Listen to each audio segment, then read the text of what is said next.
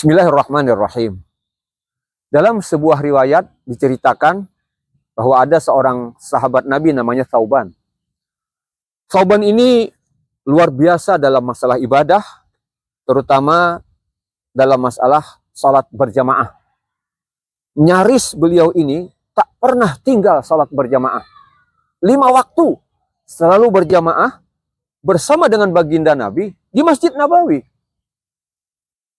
Namun satu ketika, pada suatu subuh, azan sudah dikumandangkan, tinggal menunggu iqamat. Sebelum iqamat dikumandangkan, baginda Rasul melirik ke sebelah kanan. Karena biasanya Thauban ini duduk di pojok sebelah kanan. Subuh itu Thauban tak ada. Tentu baginda Rasul bertanya, mana Thauban? Kenapa tak salat subuh? Ada yang tahu kemana Thauban? Tidak ya Rasul.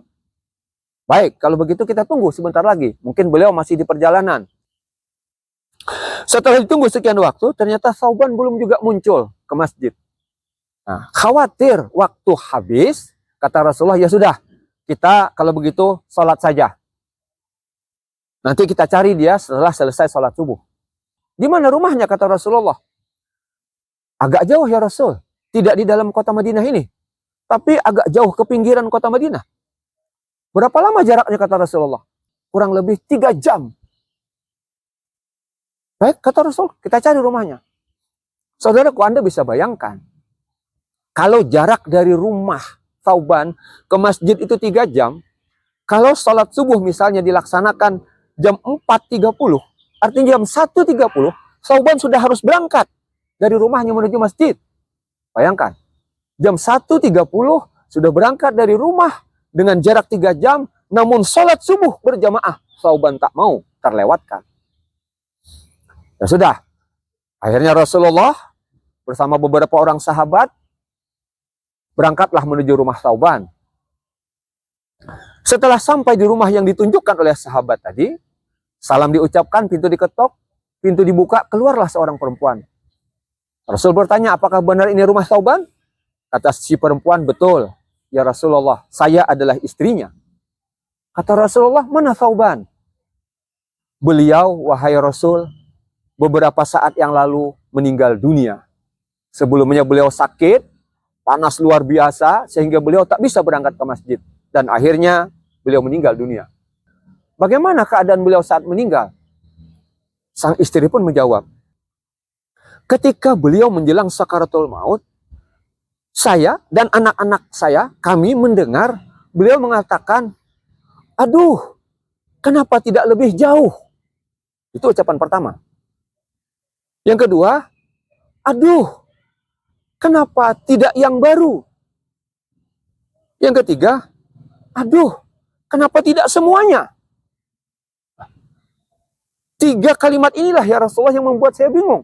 Setelah beliau selesai mengucapkan 3 kalimat itu, beliau mengucapkan kalimat syahadat, kalimat tauhid, mengucapkan kalimat la ilaha illallah Muhammadur Rasulullah. Beliau menghembuskan nafas terakhir. Mendengar itu baginda Rasul sallallahu alaihi wasallam tersenyum. Wahai wanita solehah, beruntung sekali engkau memiliki suami seperti Thauban. Ketahuilah bahwasanya, kata Rasulullah, sudah dapat kabar dari langit, sudah diberitahu oleh malaikat Jibril perihal apa yang sebenarnya terjadi. Kata Rasulullah, wahai wanita solehah, ketahuilah bahwa 3 perkara itu ketiga-tiganya ada maknanya. Ketika beliau katakan, aduh, kenapa tidak lebih jauh? Ketika beliau menjelang wafatnya, ketika sakaratul maut, dibukakan hijabnya. Beliau sudah melihat bakalan tempat beliau, istana yang megah di dalam surga. La yakhruju ruhul mu'min hatta yara makanahu fil jannah. Tidaklah keluar roh seorang beriman, tidak dicabut nyawa roh orang beriman, sehingga dia sudah melihat tempatnya yang indah luar biasa di surga. Dia bertanya ketika dibukakan hijab, aduh apa itu? Kata malaikat yang menunggui rohnya keluar, ketahuilah Thauban, itu adalah istana yang megah, hadiah dari engkau menjaga sholat berjamaah. Itu adalah kumpulan dari pahala-pahalamu salat berjamaah. Meskipun rumahmu jauh jaraknya dari masjid, engkau tetap pergi ke masjid untuk melaksanakan salat berjamaah. Oh, jadi seindah itu tempatnya? Ya, seindah itu. Kalau seandainya lebih berat lagi tantangannya, apakah lebih indah? Tentu lebih indah. Sehingga Thauban mengatakan, aduh, kenapa tidak lebih jauh saja jarak rumahku? Yang kedua, satu ketika Thauban pergi sholat subuh, musim dingin. Beliau pakai dua pakaian. Satu pakaian dalam, yang di dalam, baru. Kemudian pakai, katakanlah, jaket penutup dingin yang membalut tubuh beliau. Tapi pakaian tadi, bukan pakaian baru. Nah, di tengah perjalanan dari rumah beliau menuju ke masjid, tak jauh dari masjid, ada seorang musafir yang menggigil kedinginan. Sehingga Thauban kemudian menolongnya. Thauban lepaskanlah jaket beliau yang sebelah luar, kemudian dipakaikan oleh beliau kepada orang ini tadi. Malaikat kemudian menampakkan, itulah pahala kebaikanmu, sudah memberikan pakaianmu kepada sesama saudaramu itu. Kata Thauban, aduh, kenapa tidak yang baru? Itu pun yang bekas kuberikan pahalanya seperti itu. Apatah lagi kalau kuberikan yang baru. Yang ketiga, suatu ketika setelah selesai sholat duha di pagi hari, ada pengemis datang, mengetok pintu, ucapkan salam, lalu kemudian, wahai Tuan, saya pengemis, sudah sekian waktu saya tak dapat makanan. Saya lapar sekali, adakah yang bisa Tuan berikan kepada saya untuk saya makan? Thauban pada saat itu hanya punya sepotong roti dan segelas susu.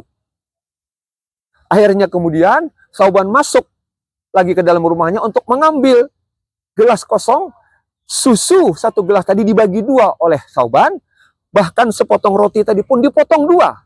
Separuhnya, sepotongnya, separuh potongan diberikan Thauban kepada pengemis tadi, separuhnya dia makan sendiri. Mari duduk, kata Thauban, kita makan sama-sama, minum susu sama-sama setengah gelas seorang, makan roti sama-sama setengah potong seorang. Diperlihatkan oleh malaikat, wahai Thauban, atas kebaikanmu menolong orang kelaparan, itu balasan pahalanya.